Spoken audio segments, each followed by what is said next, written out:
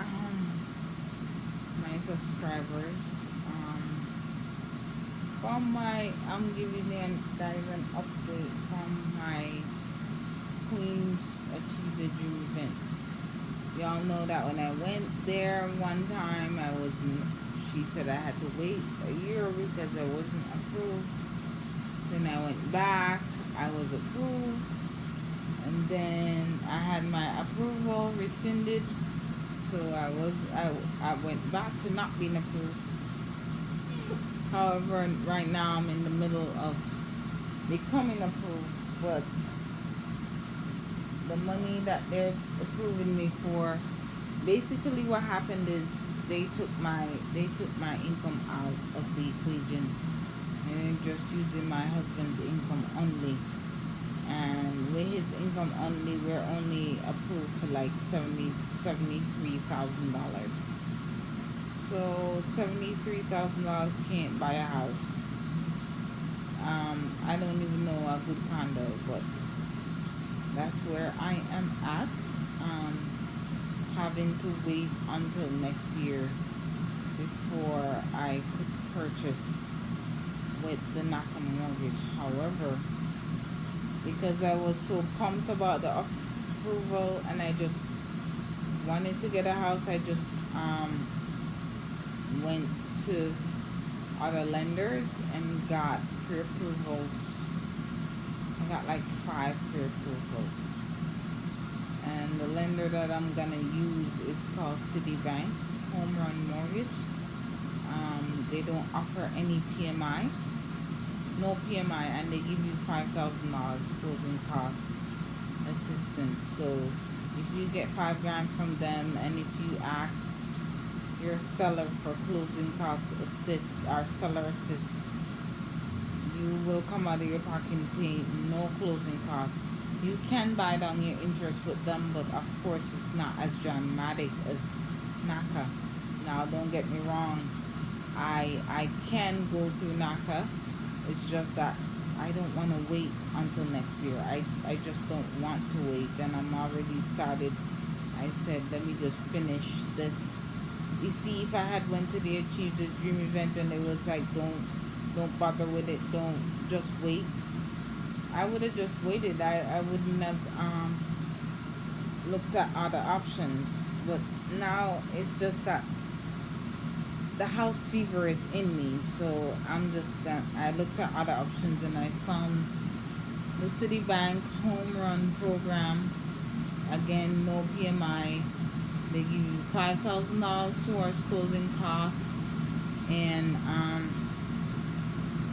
you could ask for seller assist to get the rest of the closing costs, and you have to put a down payment 3.5% or 3%. Now, mind you, this is not compared to NACA. NACA is still the best option out there because, first of all, their interest rate is 1 point higher than NACA's, and NACA has the most dramatic buy down program ever of any lender. So I know it's gonna cost me money to go with Citibank, but I just want a house. I don't want to wait. I really don't want to wait until May of 2020. I really don't. Now, if I have to, so be it, because with NACA they make sure you go through and your loan doesn't get turned down. Now with Citibank and these other private guys, they might turn your loan down. You never know. So I'm just gonna try and see. If it doesn't work out, I think I have to just, as my husband said, I just have to wait. So, but I just don't want to wait anymore. I just want to go ahead and do it. So that's where I'm at. The Citibank Home Run Mortgage. Their interest rate is like 4.125%. You could buy it down, but it's not as straightforward as NACA, and it's not that comprehensive as NACA. don't get me wrong, NACA is still the best mortgage option out there for you guys. It's just the best. There's no other. But every other option that I've looked at, I have to come out of my pocket $12,000 or more because I have to pay 3.5% down. Then I have to pay closing costs. So it doesn't beat NACA. It doesn't. But I just want a house really bad. So I'm willing to pay a couple of extra hundreds of dollars in order to get the property. And I don't plan on paying for the property throughout the term of 30 years. I plan on paying off my house relatively soon. So the lower your principal, the less interest you pay on through the life of the loan. So I have a game plan. But the thing is, with the city, like the Citibank Home Run program, they tell you could only live in certain census tracts. Same thing with NACA. If you're a priority member, you could live anywhere. If you're a non-priority member, you have to live in priority areas. So NACA uses the census tract, but they use money. Citibank Home Run uses a census tract code. It's the same thing. I consider it legalized redlining for real. That's how I look at it. Because you're still being tied down or being told where you can live because of some benefits that you want to receive. So, but it is what it is. NACA is to stabilize lower income neighborhoods. So I get it. If you could choose if you want to go with them or not. Because if you don't go with them, if you want to get something with no PMI, you have to go conventional, which with 20%. You have to have 20% down. And trust me, I know most of us will not have 20% to put down on no house.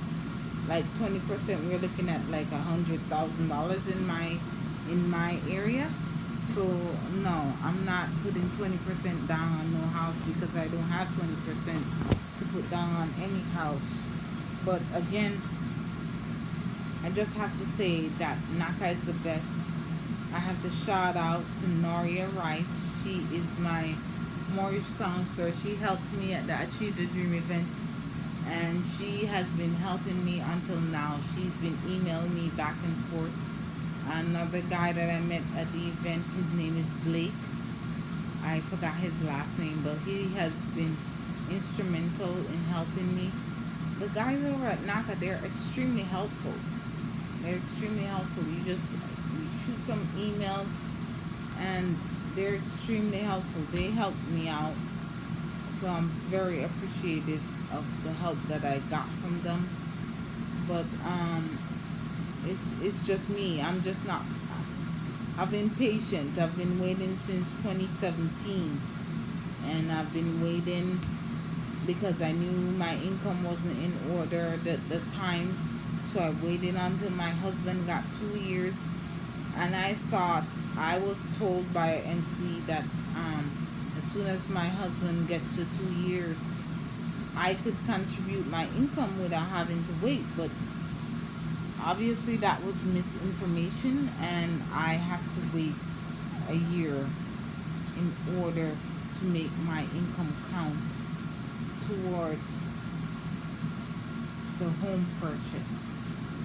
But I'm still a NACA believer. I still love NACA. I still believe in NACA. I believe that NACA is for people like us that we can't afford to pay that 20%. We can't afford to pay that closing cost. We don't have that much money to come up with to begin with. We don't have all that money to come up with. So NACA is still a saving grace for everybody. It's a saving grace for me because I know that if I go with somebody, I know I'm going to pay more money. I know that, but that's a choice that I I'm willing to make, but I know that NACA is the best option, but I just don't, I just run out of patience. Uh, I just run out of patience on waiting for, I don't want to wait until next year. I really don't. I really don't want to wait until next year, but let's see. I'm still die-hard fan for NACA. Still gonna take you guys throughout my journey, but this is as far as the next stages, like the housing search, credit access. I'm not gonna have any insight knowledge on that because I haven't gone through that process or that stage. But just so you know, when NACA ask you for your income, I learned that they use your year-to-date income on your pay stub, like the last pay stub's year-to-date, and your current year's tax return. So even though they say 2018 and 2017, they really use only 2017 and the year to date on your pay stub. NACA doesn't count future income. I don't think anybody does. Nobody counts future income because you don't know what tomorrow holds. You could die tomorrow. So they do year to date and they do last year. I think all that year to date times 31%. I really don't know. I really don't know the formulas.